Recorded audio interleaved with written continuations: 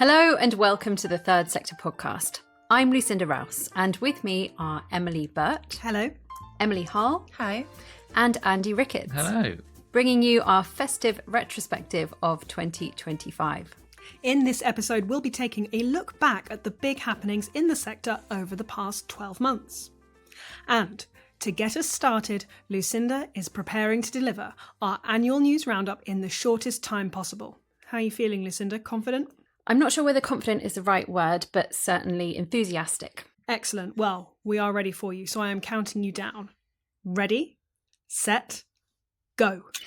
In January, the Civil Society Minister, Stephanie Peacock, said resetting charities' relationship with the government was a key priority. Scope announced plans to close more than half of its charity shops within 18 months. Save the Children UK suspended its campaigns manager over an offensive TikTok video in which she asked for recommendations for anti-Zionist bagel shops. She left the charity in March. In February, an Enthuse survey found 3/4 of charities had maintained or increased their fundraising income over the past year, but the Good Agency reported no growth in online donations. The Health Secretary, Wes Streeting, rode back on earlier comments about wanting to break the culture of how the voluntary sector lobbies the government. The supermodel Naomi Campbell was given permission to appeal her trustee ban after being disqualified by the regulator for governance and financial failures at her charity Fashion for Relief. Bernardo's received an £18 million gift, the largest in its history. The SCBO said nearly half of Scottish charities spend more than they make. Charities criticised the government's appalling decision to cut the aid budget from 0.5% to 0.3% of gross national income.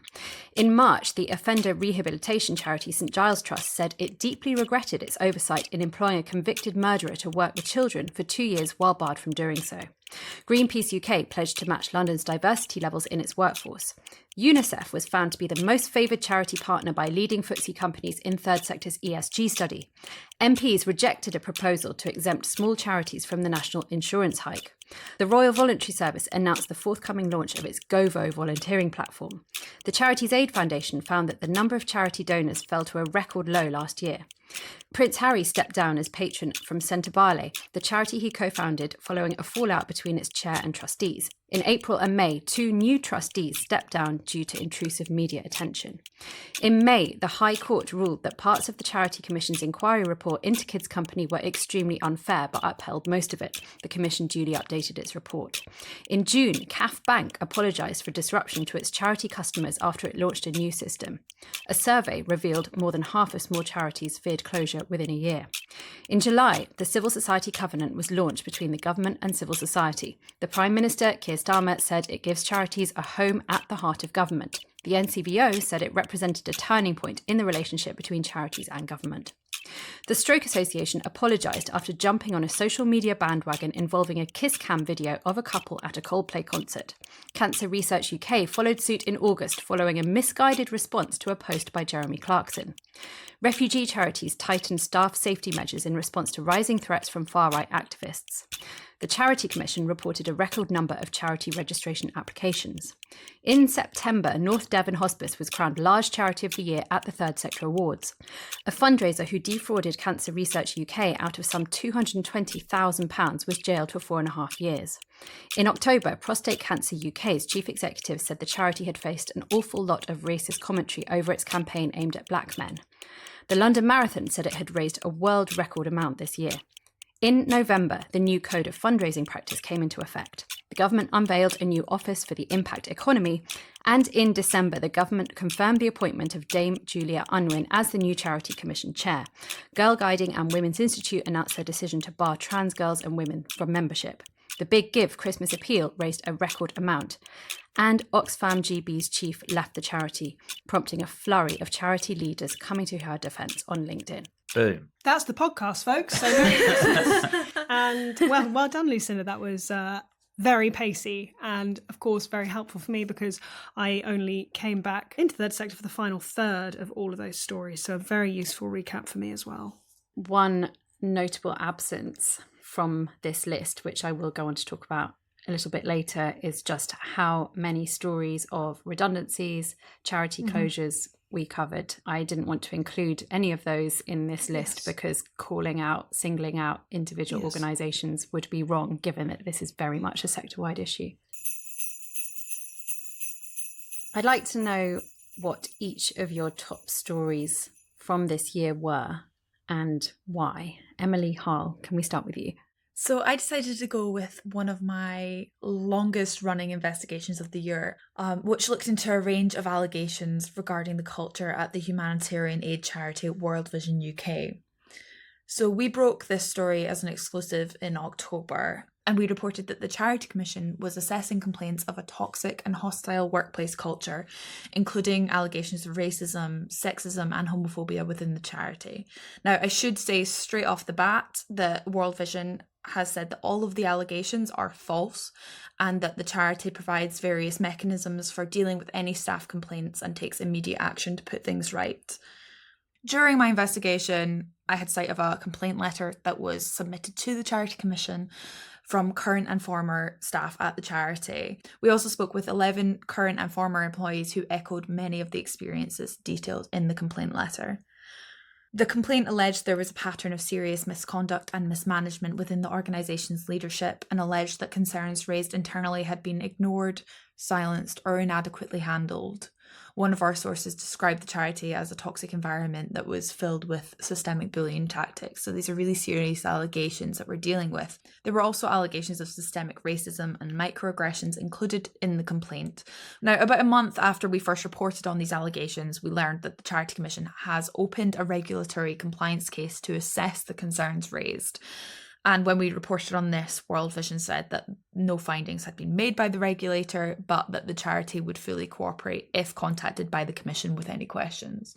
So that's where we're at just now. I think one of the things that is striking about the story, and part of the reason why it took so long to bring it all together, was that you had such a large number of whistleblowers coming to you to speak to you about this story who obviously thought it was very important. I mean, there are obviously arguments on both sides, but the fact that there were 11 people coming to us, talking to us about the issues that they'd faced at the charity, shows the significance of it. And it was interesting in a sort of mini reflection on the workings of Fleet Street, in that the story was picked up by a number of other major national titles, but they all honed in on something which we hadn't featured at all in our story, which was Meghan Markle's prior involvement with the charity. Yes. That gave them an angle to the story. And the reason we chose not to feature it is because it was completely irrelevant to the case, because in fact Meghan Markle had not been involved with World Vision since 2017. She'd also been involved with an international branch of the charity, so had absolutely, forgive me, diddly squat to do with this investigation. And yet there were a raft of stories that all re-nosed it around Meghan Markle. So that was very interesting to sit and watch from a trade sector office. Andy, what was your top story of this year? Well, you reminded me, Lucinda, that last year I spoke about something political in the form of the change of government. And this year I've gone for a similar theme in the Civil Society Covenant. Obviously, you already mentioned it. The document that was published in July, aiming to reset the relationship between the government and the voluntary sector. There's been a lot of hoo-ha. Keir Starmer's obviously been involved, so he was involved in launching it. It's been very much at the top of government, which has been generating a lot of excitement for voluntary sector leaders in terms of seeing, you know, obviously the biggest dog in government being involved. I think what happens now is we sort of wait and see. I mean, there was a lot of commentary when the actual document was published in July around, well, the proof of the pudding is in the eating and all that kind of stuff. And I feel like the best part of 6 months on, we're still no further down the line than that. If you speak to any leaders at the moment, they all say, oh, well, we're still waiting to see really what difference it makes. It feels like it hasn't made an immediate difference to how the government works with charities. I think, you know, we saw in the autumn budgets just a few weeks ago a similar story from charity leaders saying, oh, we feel ignored by the government because there wasn't anything specifically in the budget that benefited charities. I mean, you could argue that's a double-edged sword because there was nothing that also targeted them and would have affected them badly. But at the same time, we haven't really seen much of a difference, I don't think, in terms of the way that the government works with charities, and civil society leaders are reflecting that. I found our podcast discussion just a couple of weeks ago with Jane Ide, Chief Executive of Akivo, very interesting in that respect, because she was talking a lot about what's next for the government and how will we know if it is delivering on what we all hope it will. And she was saying a lot of it is to do with the boring administrative back end work, and also not all at the national government level. A lot of it will be smaller organisations saying, hey, look, these are the principles that both sides have signed up to with local government representatives. How are we going to enable that and live to its values? So I'm not sure that we are necessarily going to see massive headlines about charities unanimously declare civil society covenant is a great success, because that's just not how it's set up to work. No, and it's going to be very different at a local level. I mean, one of the things that charities have complained about for a long time is if they're in a contracting relationship with a local authority, for example, they might be quite wary of criticising that local authority in any way for the things that it does, because they think it might come back to bite them when it comes to renewing that contract. And I feel like there is stuff in the covenant that talks about that in terms of accountability, transparency, working together, but enabling them still to speak out. But it will take a long time for those principles to embed, and particularly among councils of different political persuasion. Yeah.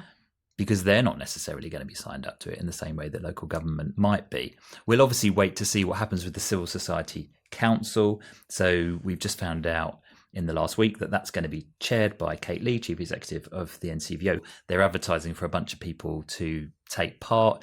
We wait to see in the new year who those individuals will be. And we are expecting to see each year some kind of report on what difference the covenant is making.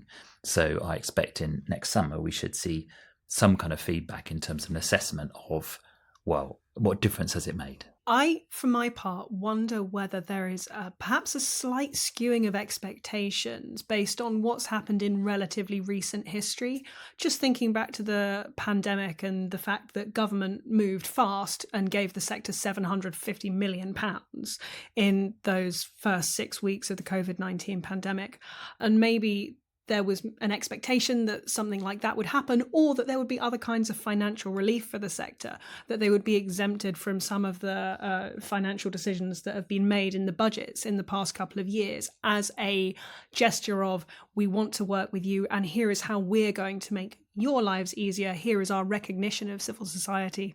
Maybe there's some of that in play, but I do think it's quite interesting that we had Sarah Elliott, who was instrumental in setting up the covenant, giving evidence at the COVID-19 inquiry in recent weeks. And she talked at length actually about how that £750 million package didn't go far enough and wasn't implemented fast enough either. You know, there were problems with that kind of fast move to support the sector. It's a real balancing act, isn't it, ultimately? And I think what the sector wants is a recognition of the dire straits that it is currently in. And I think they would like to see actionable things from government to show we are going to not only recognise your value, but give you tangible support at such a difficult time. And that's the tension that I'm seeing. Mm-hmm. Emily Burt, what was your top story of this year? You haven't had a full year. You only came back in September. No, I haven't. So I am coming through the blocks with a very late entry. And in fact, this is a story that is really still developing as we record, which is centering around this very debilitating and toxic row that is playing out at the very top of Oxfam GB as we round out the end of this year.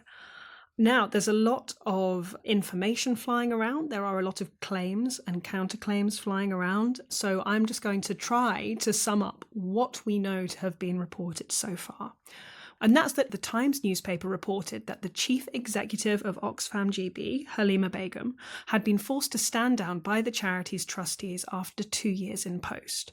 The Times said that staff at Oxfam had urged the board to investigate Begum. They had sent a letter in which dozens of people said a restructuring of the organisation that she led. Oxfam did go through a big restructure, details of which were announced at the beginning of the month.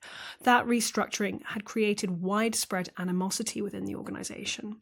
And then there was an external review that allegedly identified serious issues in the CEO's leadership behaviour and her decision-making, which Oxfam said had included breaches of organisational processes and inappropriate interference into safeguarding and integrity investigations. This is all according to the charity, as told to the Times newspaper. And they said that this report had led to the board to the conclusion that there had been an irretrievable breakdown in trust and confidence in Halima Begum's ability to continue as chief executive. So this story was put out at the beginning of this week, but in the days since, a very public row has now broken out over Halima Begum's departure. And this includes Dr. Balwant Singh, who is a sitting trustee on the Oxfam GB board. He's been a trustee there for about 2 years, coming out and saying that that statement, that allegedly unanimous statement made on the part of the board, had not been shared with him and did not reflect his views as a trustee. He has said that the findings of this investigation that were initially reported in the Times had also not been shared with Halima Begum, and she had not been given a right to reply to the investigation. And he said, while many of those who raised concerns about Halima's leadership hid behind anonymity by claiming fear of retribution and retaliation, it is sickening that Halima has been subjected to what appears to be a carefully orchestrated and intentionally brutal retaliation and retribution in the national media. That's a very powerful statement to come out from a sitting Oxfam GB trustee. We've then subsequently had another statement come out from Lawrence Davis. He's the chief executive of Equal Justice Solicitors, and he says that he is representing Halima Begum now and that she is now planning to sue Oxfam over her dismissal. He said that she is the victim of alleged victimization and discrimination, and she has been forced to resign because of this. And he said she's been pilloried, defamed, and stigmatized in a media frenzy. This is a lot to have happened over a few days. What is really striking to me is that as it's unfolded, we've seen droves of chief executives and sector leaders coming out to publicly support or to empathise with Halima Begum. And there is now a petition circulating with more than 300 signatures at the current time, calling on the Charity Commission to investigate these circumstances surrounding Halima Begum's departure. We know that Oxfam too has filed a serious incident report, so the regulator is looking at this. Whatever the circumstances, whatever the facts of this story, I think it is resonating with so many leaders across the sector because it really exemplifies that very complicated relationship between the leader of a charity and their board.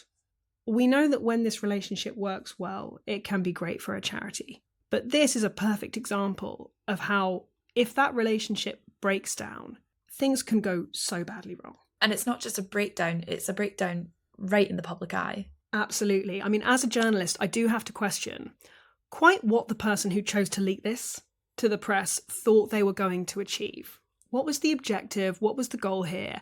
And I wonder, as they are watching this pan out now, is this row the outcome that they were hoping to see when they gave this report to the Times newspaper? Because it certainly is doing Oxfam absolutely no favours in terms of how its culture appears to the outside world, for a charity which we know has a very checkered history in terms of its internal cultures. I think whatever comes next, and I'm sure that there will be more chapters to come in this story, it just shows as well the complexity of running an organisation like Oxfam, like World Vision at this time, when leaders are having to negotiate restructures in response to financial challenges, and just the importance of having a really strong, united culture before all of that starts to prevent things from crumbling and to prevent real hostility, as appears to be playing out in both cases when times get tough. And Oxfam, as we know, is far from alone in being a big headline charity that has had to make such difficult restructuring decisions this year. Lucinda, I think you might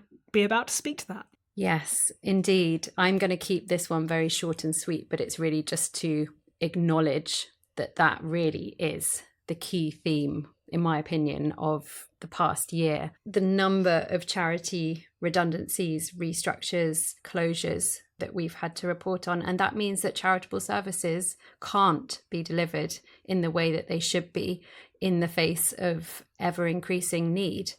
And it's not just because income is down, although a large proportion of charities are certainly struggling with their fundraising activities. I think it's common knowledge that it's becoming harder to earn the same amount.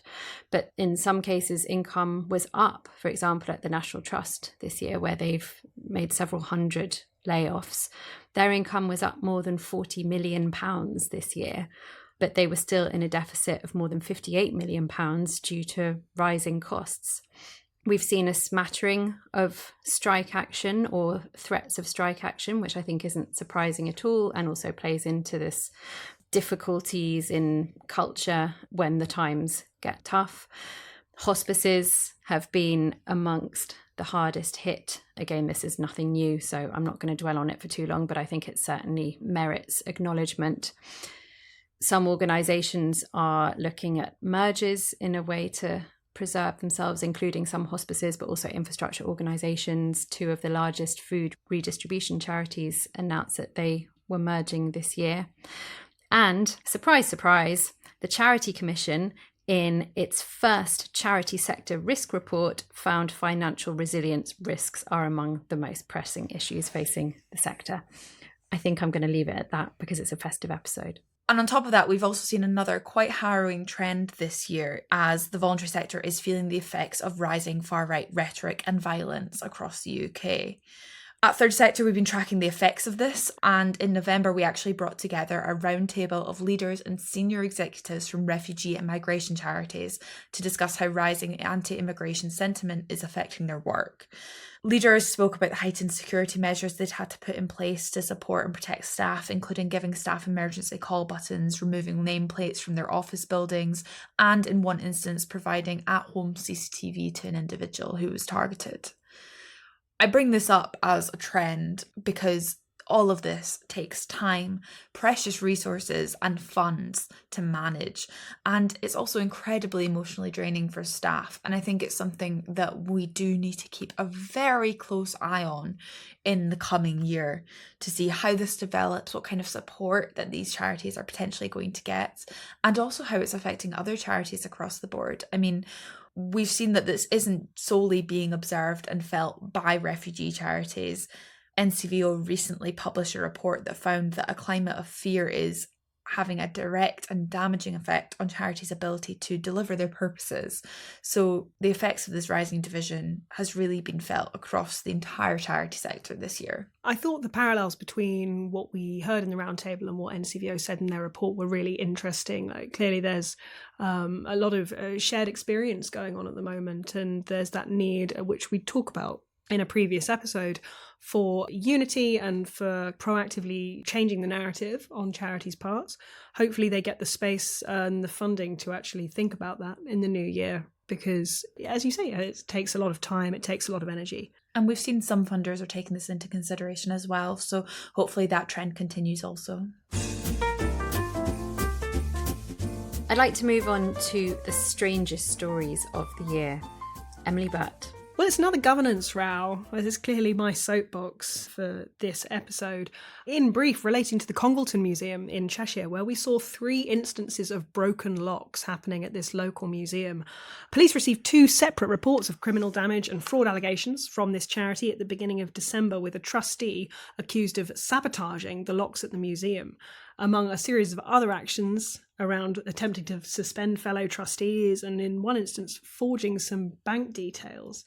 The founding trustee of this museum, Ian Doughty, had been accused in an independent report commissioned by the fellow trustees of taking a number of actions independently of the board, which included recording meetings without the consent of the board, fabricating a bank request, seemingly to ascertain another trustee's immigration status, and then subsequently changing the locks on the museum door to prevent people from coming to an extraordinary general meeting on the 1st of December, at which trustees and attendees passed a motion calling for Doughty to resign. The locks were subsequently broken on the museum door twice more, with an individual captured on CCTV, and the police informed. Now, I should be clear that Ian Doughty told the BBC that the report was fake and that this was a big misinformation campaign against him. However, the Charity Commission has now opened a regulatory compliance case to assess the situation at the charity. So, again, we'll be watching and waiting to hear more in due course. If anything, it shows how much people care about the charities they work for. but that can have a severely detrimental effect. I mean, actually, during my reporting, when I rang up the charity, the person that I then got through to said, we're in a crisis right now. Can I ring you back? And that was the third instance of the locks being sort of tampered with.